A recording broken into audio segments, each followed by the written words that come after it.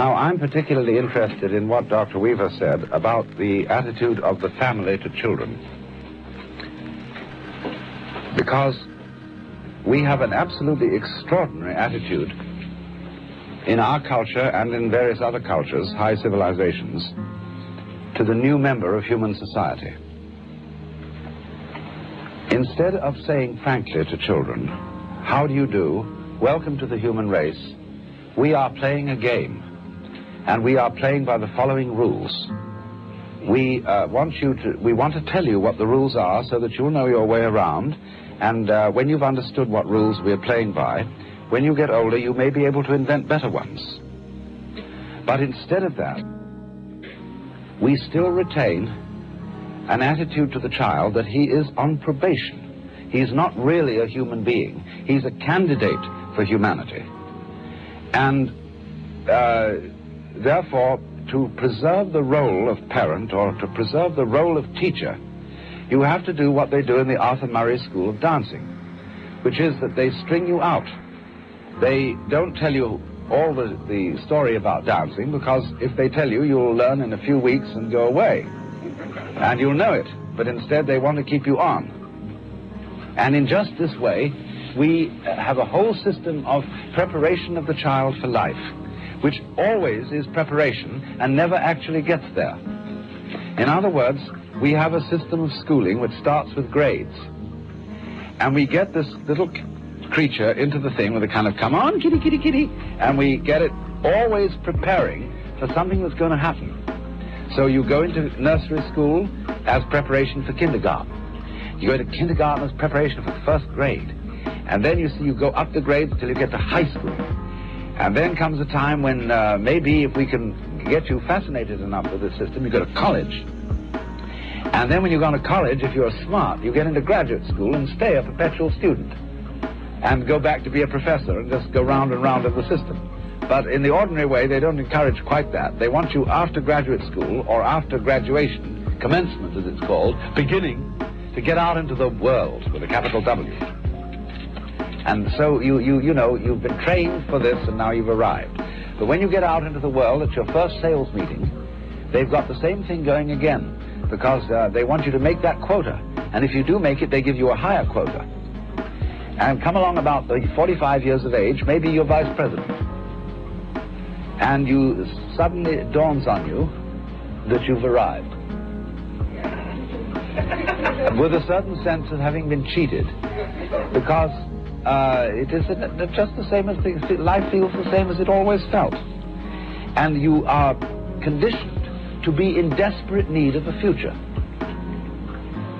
So the final goal that this culture prepares for us is called retirement, when you will be a senior citizen and you will have the wealth and the leisure to do what you've always wanted, but you will at the same time have impotence, a rotten prostate, and false teeth, and no energy.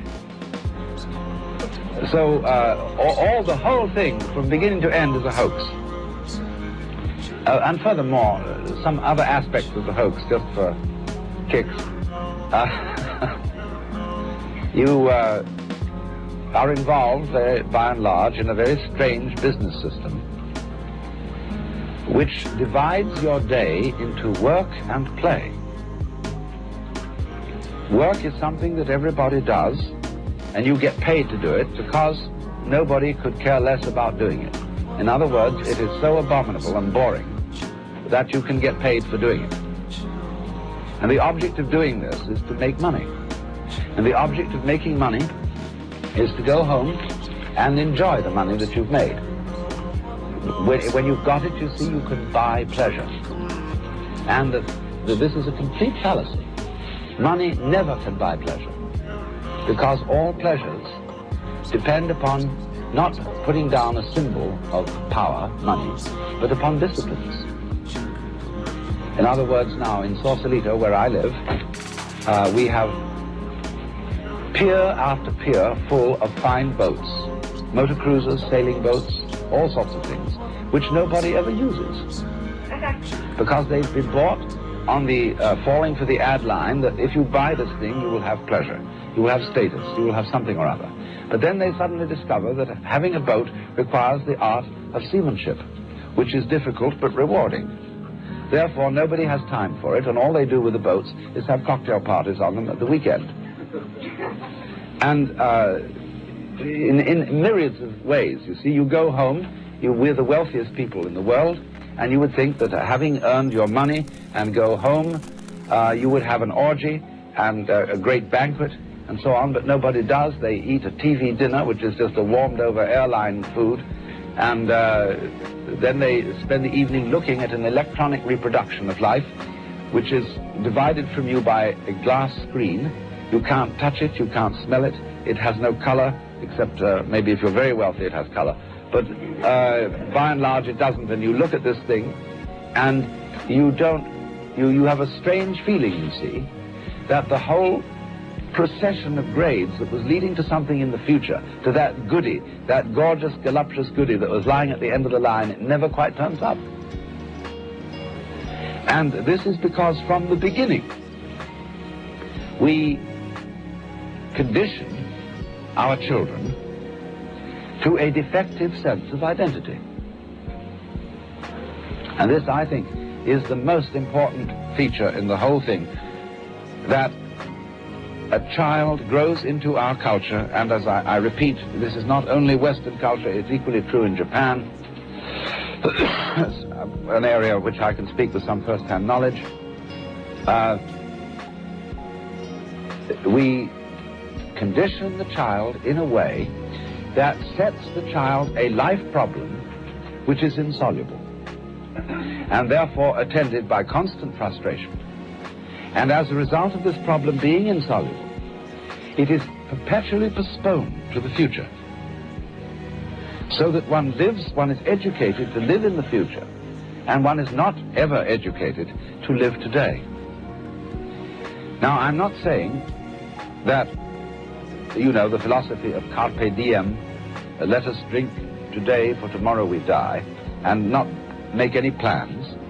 What I am saying is that making plans for the future is of use only to people who are capable of living completely in the present. Because when you make plans for the future and they mature, if you can't live in the present, you are not able to enjoy the future for which you have planned. Because you will have in you a kind of syndrome, whereby happiness consists in promises and not in direct and immediate realizations.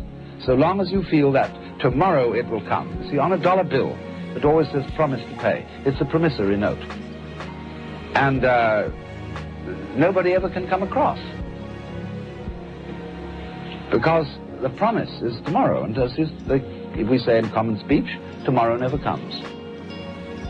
But everything is based on the idea, you see, that you will get it tomorrow, and you can enjoy yourself today so long as tomorrow looks bright.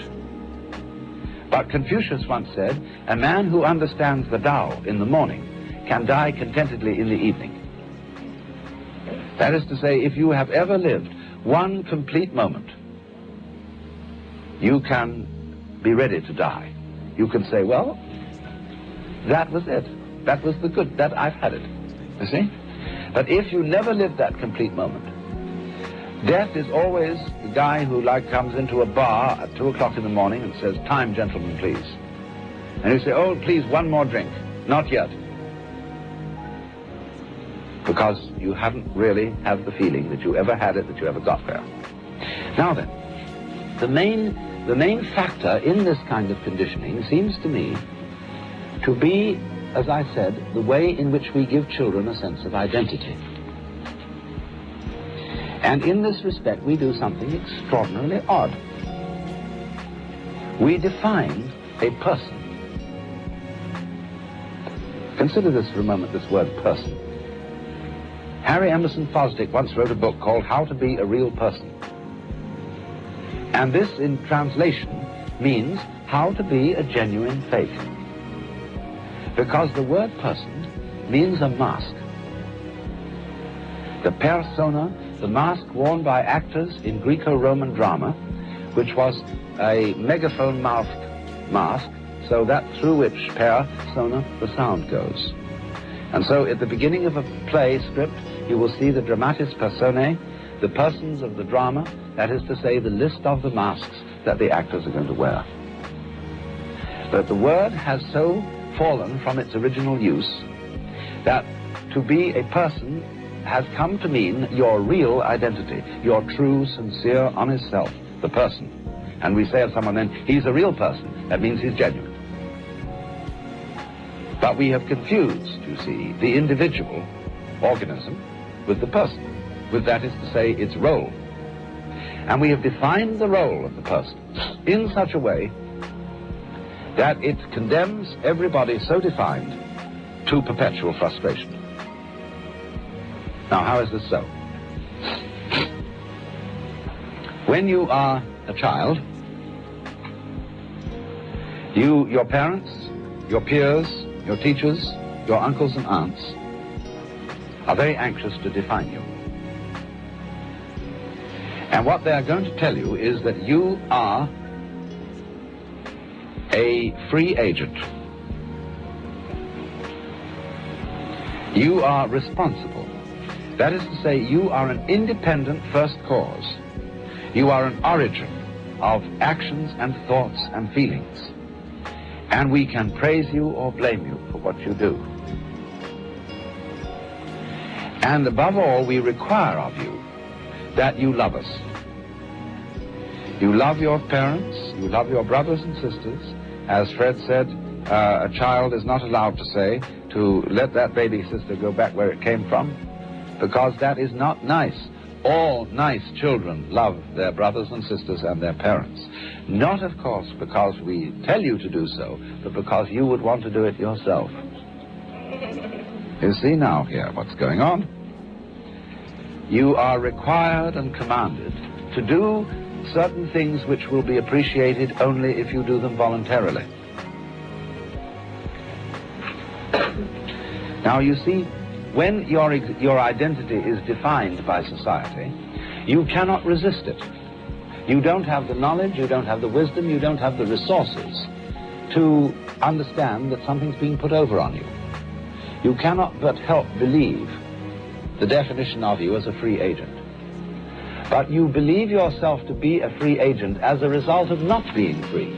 That is to say, of being hopelessly unable to resist society's identification of you. So in the whole sense of our personality, there is a contradiction. And that is why the sense of ego, of being oneself, is simultaneously a sense of frustration. The feeling of I-ness, so far as most people are concerned, is a feeling of tension between the eyes and behind them. Trigant Barreau, a remarkable man, did some studies about two kinds of awareness, which he called ditension and cotension.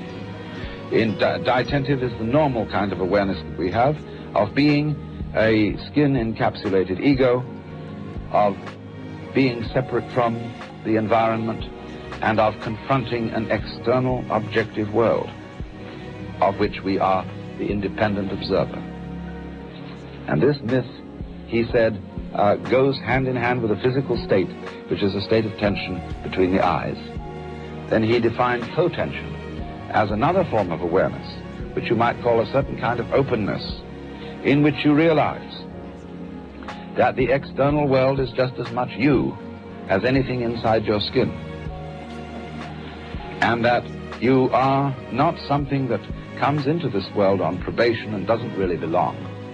This is, you see, the attitude that we foster in the child, but that you are something not that comes into the world, but comes out of it, in the same way as a flower comes out of a plant or a fruit comes out of a tree. That you are an expression. You, as a human being, are a symptom of nature, and that you really belong there, and that, furthermore, your actual self, what is finally and fundamentally you, is not a separate and lonely part of the world, but the real you is the world itself, everything that there is, expressing itself as this particular organism here and now and of course, as you look across the room, has all these other organisms in their here and now. We are all tits on the same sow, if I may put it so crudely. Or if you want to put it more poetically, rays from the same sun. Now,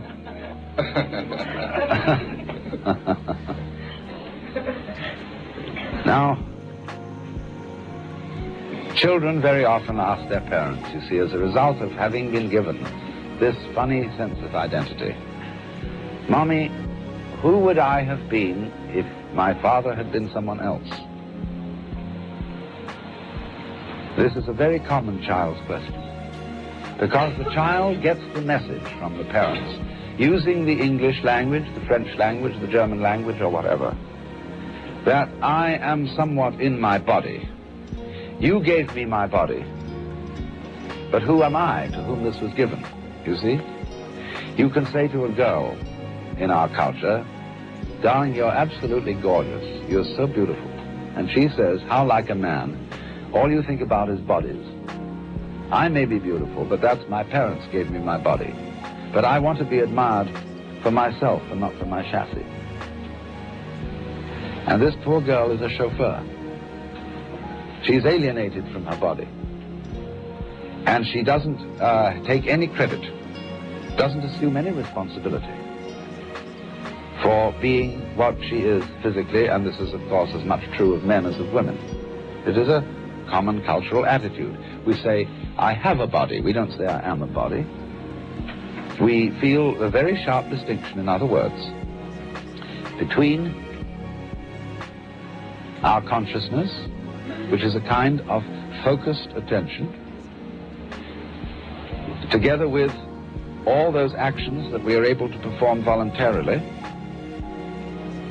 on the one hand, and on the other hand, everything both within us and outside us that seems merely to happen to us. Consider for a moment breathing. Do you breathe or are you breathed? You can feel it either way. If you become conscious of breathing, you get the sense that you are doing it in the same way as thinking or walking. But if you forget about it, it goes on. And you don't have to do it at all. That is why breathing exercises are fundamental in all meditation practices in the Orient. Because you can understand through breathing and through the experience of breathing that there really is no differentiation between the involuntary experience and the voluntary experience.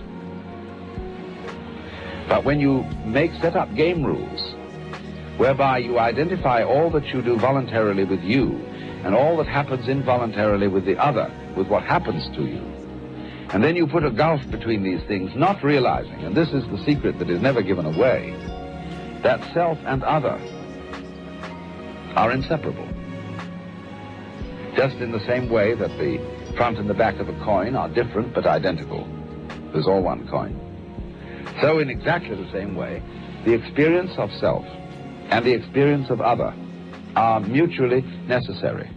You wouldn't know what you meant by self unless you knew other. You wouldn't know other unless you knew what you meant by self.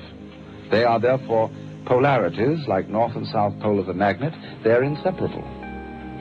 But that secret doesn't get out because civilized language and thought ignores the fact that all classes, all logical classes, and words are after all labels on classes, are so constructed that they are intellectual boxes, and every box which has an inside also must have an outside. And we think that insides exist apart from outsides, and outsides apart from insides. We don't realize that although they are opposed, they go together. And you see, that is the secret of the whole thing. That is what the child is not let onto. And so instead, the child is defined as a stranger in the earth, and not as a symptom of the earth. And as a result of that, we have the vast, terrifying social problem of alienation, of feeling that the world outside human skins is unfeeling, fully automatic stupidity, which we have to fight and dominate. Otherwise, it will swallow us up and condemn us to the imaginary terrors of everlasting nothingness. Now, I feel in a way that when we say, I wasn't responsible for being born. You know, one of the great problems of psychotherapy today is passing the buck. By a kind of superficial Freudian attitude. You, as a juvenile delinquent, are not responsible for what you do because it was your parents who fouled you up. And so they write articles in the press that instead of prosecuting the children, we ought to prosecute the parents. So they haul the parents in, but the parents say, I know we're mixed up, but that was the fault of our parents. And it all goes back to a guy called Adam, and he blamed it on Eve, and she blamed it on the serpent. And God said about the serpent, I'm not responsible for the serpent. He did it on his own, you see, because the serpent is the left hand of God. And what we call God, Jehovah, Jesus Christ, etc., that's the right hand. But Jesus Christ sits on the right hand of the Father. Nobody ever says who sits on the left. Because let not your left hand know what your right hand doeth. See? My temper got the better of me. I didn't really mean it.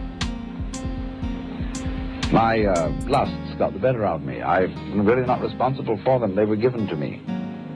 You see? Now, all this idea that you see, we're laboring under a definition of the self, which is extremely limited. So that we, for example, acknowledge thinking and walking, and we're doing things with our hands and speaking, but we don't acknowledge that we are growing our hair and beating our hearts. That is defined as happening to us. Birth is defined as something that happens to us. And we feel that was my father's responsibility. He had a dirty gleam in his eye and went after my mother and so on, and he did it. Excuse me, we'll like to interrupt you. I'm taking that up. Yes, all right. Because there is this point about responsibility.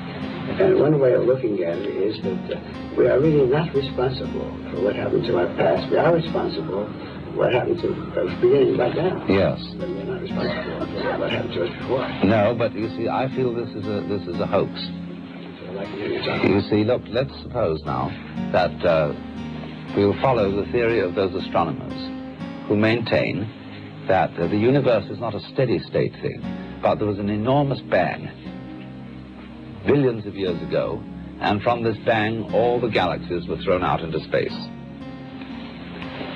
Now, then you look back at this as something which happened in the past and which is, as it were, the cause of the present. But what I would say is that bang is still going on. When you take a lovely bottle of black ink and throw it as hard as you can at a white wall and smash it, it goes swoosh like this, you know.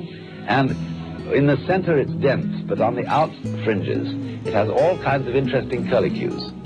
And that's all, you see, one splash.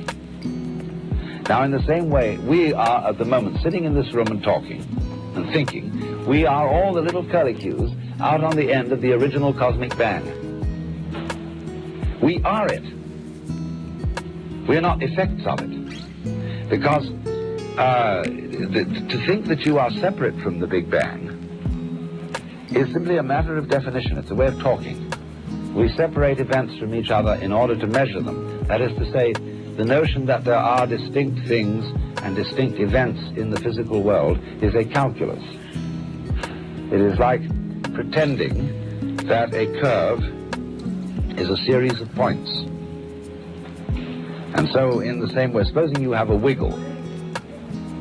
Now, you've got a wiggly line, you see, and the whole world is wiggly lines. Clouds, mountains, people, rivers, everything is wiggly lines. Now, how much of a wiggly line is a wiggle? You see, what is one wiggle? And you can see that this is a very arbitrary matter.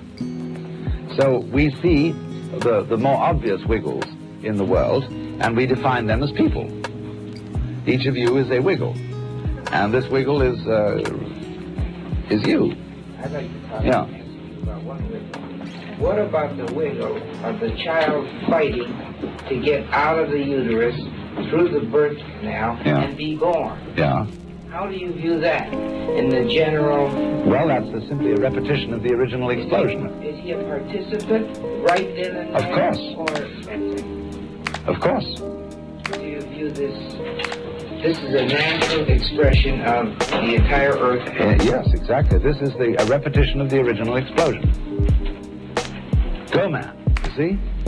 And So that responsibility would start with. it starts with. Really. It starts before birth. Already acting. Because the definition of yourself as beginning only, when shall we put it? Where did you begin? When at parturition, at conception, or when you were an evil gleam in your father's eye? When did you begin? Let's go back. You began on the first dawn of creation, whenever that was. That's because you did it. See, everybody's pretending they didn't. And you can kind of play a game. This is what gurus do, you see, Zen masters and so on. They give you a funny look.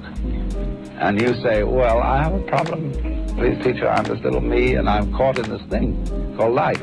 I got mixed up with all these tubes and nerves, and it's uncomfortable, and I don't know what to do about it because it's all going to fall apart. And so the teacher says, like whether it's Sri Ramana Maharshi or whether it's a Zen teacher, who is mixed up in this thing? Who are you? Who asked this question? Show me. Find yourself. You say, well, that's just me. And he said, oh, come on.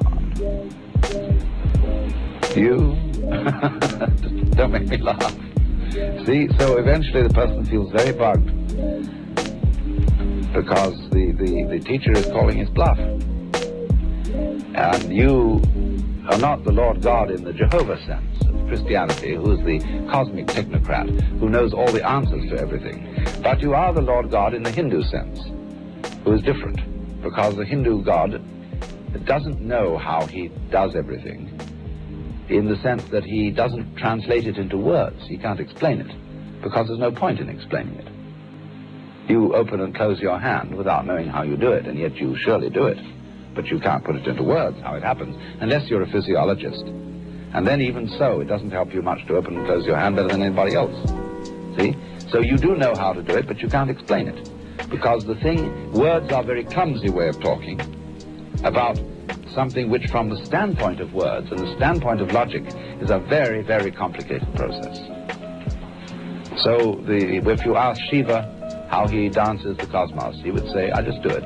Like you say, well, I just open and close my hand. So the guru says to you, listen, Shiva, don't kid me, you know, that you're not Shiva. But you're just this thing called Mary Smith or John Doe, etc. Ha ha. And everybody says, uh-oh, you can't admit that, because, you see, if I did admit that, I would have to be considered responsible, and I would be considered crazy, and I would feel that I really was one with this whole scheme of things. And that's, you see, the secret that we don't let the children know.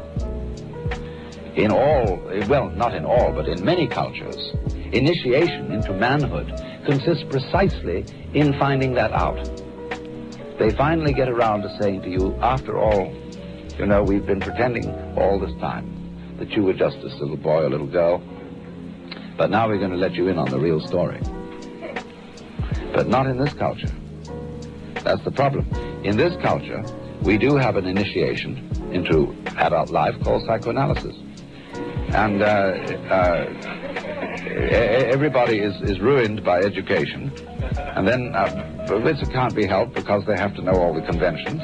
And just like to preserve beef, you make it salt.